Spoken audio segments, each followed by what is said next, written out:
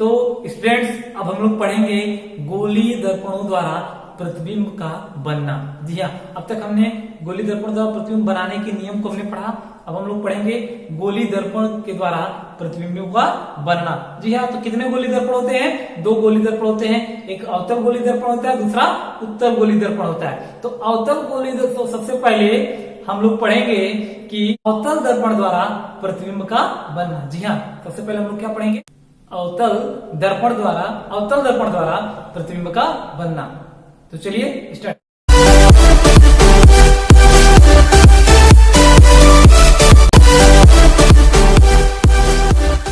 तो चलिए सबसे पहले हम लोग जानेंगे कि अवतल दर्पण द्वारा प्रतिबिंब बनाने के लिए क्या क्या चीजें जरूरी होती हैं। तो यहाँ पे इन्होंने दिया कि अवतल दर्पण द्वारा बने प्रतिबिंब की स्थिति, आकार एवं प्रकृति दर्पण से वस्तु की दूरी पर निर्भर करता है। जी हाँ, यह इस बात पर निर्भर करता है कि किसी वस्तु को हम अवतल दर्पण से कितनी दूरी पर रखे हैं। इसके पहले वाले वीडियो में तो हमने ये कंफर्म कर लिया था कि किसी भी वस्तु को हमेशा दर्पण के किस ओर रखते हैं? बाईं ओर रखते हैं। एक चीज तो कंफर्म है, लेकिन दर्पण से कितनी दूरी पर रखते हैं यह निर्भर करता है कि वस्तु का प्रतिबिंब कहां पर बनेगा। चलिए हम लोग कुछ स्थितियों को रख करके देखते हैं। इसमें से सबसे पहली स्थिति आपकी आती है कि जब वस्तु कहां पर स्थित हो? अनंत पर स्थित हो। तो जब वस्तु अनंत पर हो तब वस्तु का प्रतिबिंब कहां पर बनेगा? ये हमारा अवतल दर्पण है। आप देख सकते हैं हमारा अवतल दर्पण है। चलिए सबसे पहले हम इसका मुख्य एक्सिस बना लेते हैं। यह मान लेते हैं हमारा मुख्य अक्ष हो गया। ठीक है, ये हमारा क्या हो गया? मुख्य अक्ष हो गया। अब ये यहाँ पे आपका हो जाएगा दर्पण का ध्रुव P। यहाँ पे मान लेते हैं फोकस बिंदु हो जाएगा आपका F। ये आपका हो गया वक्रता केंद्र C और ये आपका मुख्य अक्ष। जब कोई वस्तु अनंत पर है, तो जब कोई वस्तु अनंत पर होती है तो अनंत से चलने वाली प्रकाश की किरण क्या होती है? मुख्य अक्ष के समानांतर होती है। अनंत से चलने वाली जो प्रकाश किरण मुख्य अक्ष के समानांतर होती है। मान लेते हैं एक प्रकाश की किरण जो है आपकी कहां से होकर के जा रही है? फोकस से होकर के जा रही है। जी हाँ, फोकस बिंदु से होकर के जा रही है। तभी हमने जस्ट अभी पढ़ा था कि जब कोई प्रकाश की किरण फोकस से होकर के आती है तो परावर्तन के पश्चात वह मुख्य अक्ष के समांतर हो जाती है। मुख्य अक्ष क्या हो जाएगी? ये समांतर हो जाएगी। चलिए मान लेते हैं दूसरी जो प्रकाश की किरण है यह C से होकर के आ रही है। तो हमने पढ़ा था कि जब कोई प्रकाश की किरण C से होकर के आती है तो अपवर्तन के पश्चात वह उसी मार्ग में क्या होती है? वापस लौट जाती है। अब हम लोग देखेंगे दोनों रेखाएं हैं एक दूसरे को यहां पर प्रतिच्छेद करती है। मान लेते हैं कोई वस्तु अनंत पर है, कोई वस्तु है जो अनंत पर है। इस वस्तु का नाम है A और B। AB लंबाई का कोई वस्तु है, तो इसका प्रतिबिंब हम लोग देखते हैं कहां पर बनता है। तो हम लोग देख रहे हैं मुख्य इस बिंदु पर हम जब लंब डालेंगे तो देखेंगे कि ये इसके फोकस पर बन रहा है। अर्थात हम कह सकते हैं कि जब वस्तु अनंत पर होती है तब उसका जो प्रतिबिंब कहां पर बनता है? तब उसका प्रतिबिंब फोकस पर बनता है। कहां पर बनता है? फोकस पर बनता है। कैसा बनता है? उल्टा बनता है। देखिए ये वस्तु कहां था? ऊपर की ओर है, लेकिन ये वस्तु कहां पे है? इसके नीचे की ओर बन रहा है। ठीक है ना? अर्थात कैसा बनता है? उल्टा बनता है। उल्टा बनता है। अब तीसरा टॉपिक, दर्पण से पहले बन रहा है दर्पण के बाद। तो दर्पण से पहले असल वास्तव में बन रहा है तो कैसा बनता है? इसको हम लोग लिख सकते हैं वास्तविक बनता है। वास्तविक बनता है। अब चौथा चीज, अनंत पे रखी गई वस्तु क्या होती है? बहुत आकार में बड़ी होती है, लेकिन यहाँ पर देख रहे हैं बहुत क्या है? छोटी है। ये क्या बनती है? छोटी बनती है। अर्थात वस्तु से छोटा बनता है। तो हम कह सकते हैं कि जब कोई वस्तु अनंत पर स्थित होता है तब उसका जो प्रतिबिंब है वो फोकस पर बनता है, उल्टा बनता है, वास्तविक बनता है और छोटा बनता है। अब नंबर 2 हम लोग पढ़ेंगे जब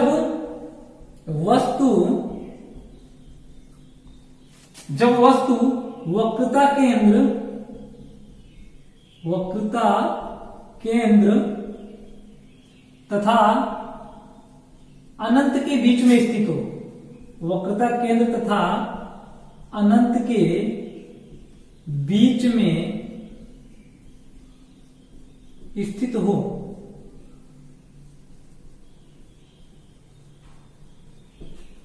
ये हमारा F हो गया और ये हमारा C हो गया। तो यहां पर हम देख रहे हैं कि हमारा वक्रता केंद्र सी है और अनंत, अनंत मतलब बहुत दूर होता है, तो अनंत हो गया, तो वक्रता केंद्र और सी मान लेते हैं यहाँ पे। अनंत और वक्रता केंद्र के सी के बीच में एक कोई वस्तु रखी है जिसकी लंबाई क्या है, ए बी है। इसकी लंबाई क्या है आपकी, ए बी।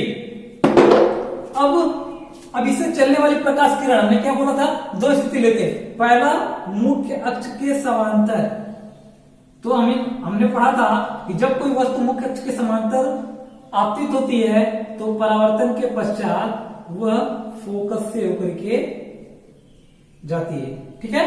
अब जो दूसरा होगा इसको हम लोग लेंगे वक्रता केंद्र सी से, तो वक्रता केंद्र जब सी से होकर के जाएगी तो परावर्तन के पश्चात यह इसी मार्ग में पुनः वापस लौट जाएगी। अब हम लोग देखते हैं कि यहाँ पर ये दोनों रेखाएं क्या हो रही हैं, आपस में एक दूसरे को काट रही हैं, तो इस बिंदु से हम लंब मुख्य अक्ष पर क्या डाल देंगे, लंब डाल देंगे। तो यहाँ पे हम देख रहे हैं कि वस्तु ए बी का उल्टा प्रतिबिंब बन रहा है, वस्तु से आकार में छोटा प्रतिबिंब बन रहा है, दर्पण से पहले बन रहा है, इसका मतलब यह वास्तविक बन रहा है, और सी और एफ के बीच, मतलब वक्रता केंद्र सी और एफ के बीच में बन रहा है।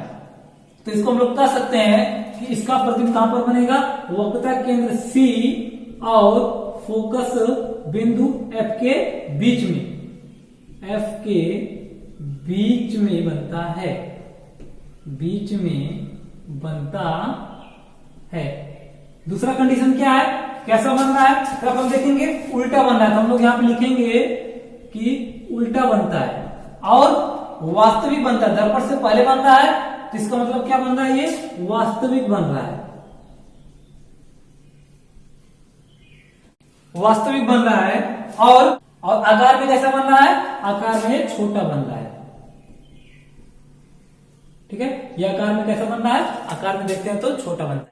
अब तीसरी स्थिति है जब वस्तु वक्रता केंद्र पर रखा हो, वक्रता केंद्र पर रखा हो, जब वस्तु वक्रता केंद्र पर रखा हो। अब हम वस्तु को कहां पर रखेंगे, हम लोग रखेंगे वस्तु को वक्रता केंद्र सी पर रखेंगे, ठीक है।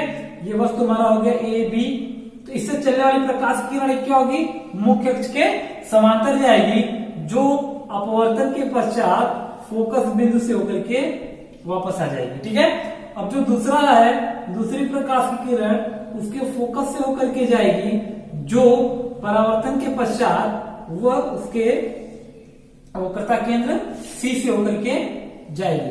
तो इस तरीके से हम लोग देखते हैं ये दोनों रेखाएं एक दूसरे को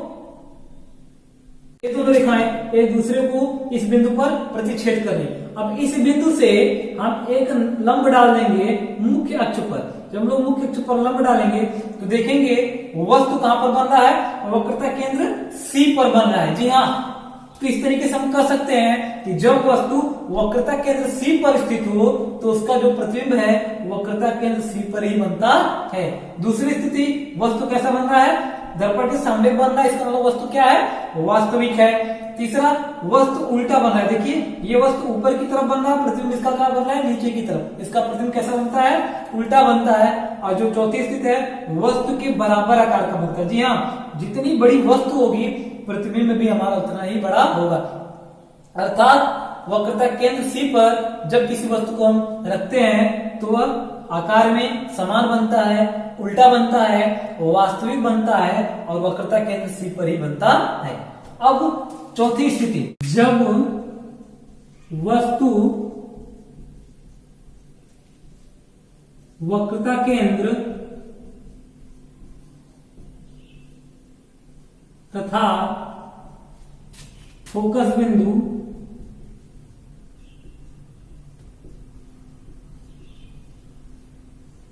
के बीच में स्थित हो।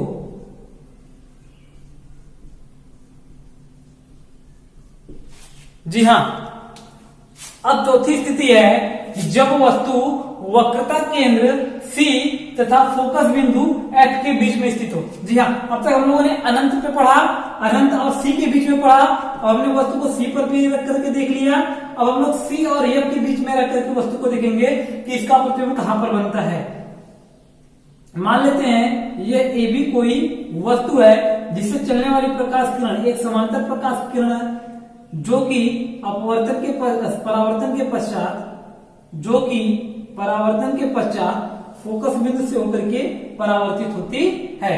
अब जो दूसरी किरण है वह उसके फोकस बिंदु से होकर के जाएगी जो पश्चात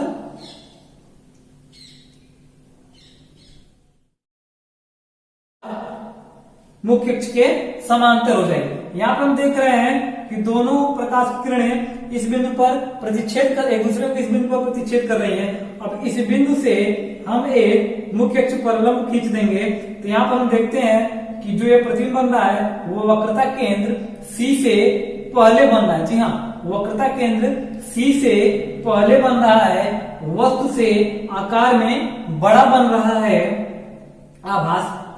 और दर्पण के सामने बन रहा है, अर्थात इसका प्रतिबिंब किस प्रकार का है, वो वास्तविक प्रतिबिंब बन रहा है और वक्रता केंद्र C से बाद बन रहा है, मतलब कि वक्रता केंद्र C और अनंत के बीच में बन रहा है। तो हम लोग कह सकते हैं कि जब किसी वस्तु को वक्रता केंद्र C और F के बीच में स्थित होती है तो उसका जो प्रतिबिंब है दर्पण के सामने बनता है, अर्थात वास्तविक बनता है, वस्तु से आकार में बड़ा बनता है, उल्टा बनता है और अनंत और वक्रता केंद्र C के बीच में बनता है। अब हम लोग पढ़ेंगे पांचवी स्थिति के बारे में। अब स्थिति 5 के बारे में हम लोग अध्ययन करेंगे कि जब वस्तु फोकस पर रखी हो। जी हाँ, अब जब वस्तु फोकस पर रखते हैं तो प्रतिबिंब कहां पर बनता है। तो यहाँ पे जब हम किसी वस्तु को फोकस पर रखेंगे, मान लीजिए ये कोई वस्तु आपकी हो गई ए और बी, ये कोई वस्तु आपकी हो गई ए बी और इससे चलने वाली प्रकाश किरण एक क्या होगी, मुख्य अक्ष के समांतर जाएगी जो दर्पण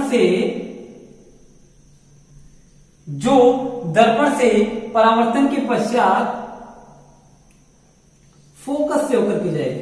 जो दर्पण से परावर्तन के पश्चात कहां से होकर के जाएगी, फोकस से होकर के परावर्तित हो जाएगी। ठीक है। अब दूसरी प्रकाश की किरण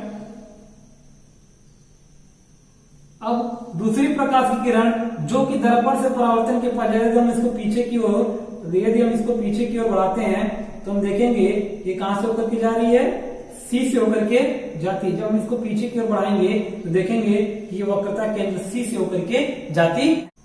इस प्रकार से हम देखते हैं कि दोनों प्रकाश की किरणें एक दूसरे के समांतर निकल जाती है। जी हाँ, इन दोनों के बीच की दूरी क्या है, समान, एक दूसरे के समांतर निकल जाती हैं, अर्थात यह प्रतिबिंब ये दूसरे को कहीं पर भी प्रतिच्छेद नहीं करती हैं। इसका मतलब इसका प्रतिबिंब कहां पर बनेगा, अनंत पर बनेगा।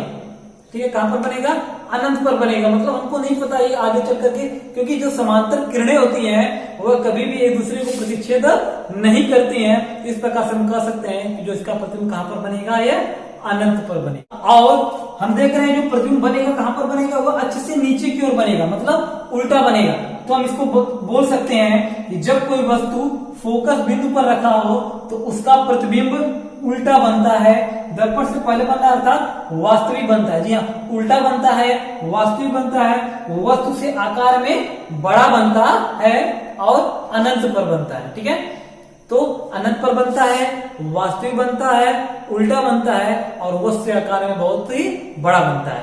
अब नंबर 6 स्थिति के बारे में हम लोग अध्ययन करेंगे, जो है कि जब वस्तु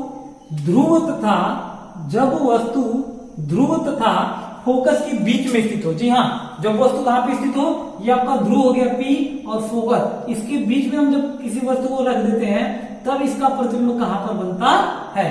तो चलिए मान लेते हैं कोई वस्तु हमारा हो गया AB, तो इससे चलने वाली प्रकाश किरण क्या होगी, मुख्य अक्ष के समांतर होगी, जो कि परावर्तन के पश्चात कहां से होकर के जाएगी, फोकस से होकर जाएगी। जी हाँ, जो परावर्तन के पश्चात कहां से होकर जाएगी, फोकस से होकर के जाती है। और जो दूसरी प्रकाश की किरण है वह वक्रता केंद्र C से होकर के जाएगी। जी हाँ, यह वक्रता केंद्र कहां से होकर के जाएगी, C से होकर के जाती है। तो देखेंगे कि ये दोनों जो प्रकाश की किरणें हैं एक दूसरे से दूर जाती हुई प्रतीत हो रही है। मतलब यहाँ पे देखेंगे दूरी कम है, जैसे जैसे प्रकाश किरणें आगे बढ़ रही हैं इनकी दूरियां क्या, आपस की दूरियां क्या है, बढ़ती चली जा रही है। इस प्रकार ये आगे कहीं पर भी प्रतिच्छेद एक दूसरे को नहीं करते हैं। लेकिन यदि हम इसको पीछे की ओर बढ़ाते हैं, यदि हम इसको पीछे की ओर बढ़ाते हैं तो ये दोनों बिंदु एक दूसरे को किसी बिंदु से आती हुई प्रतीत होती है।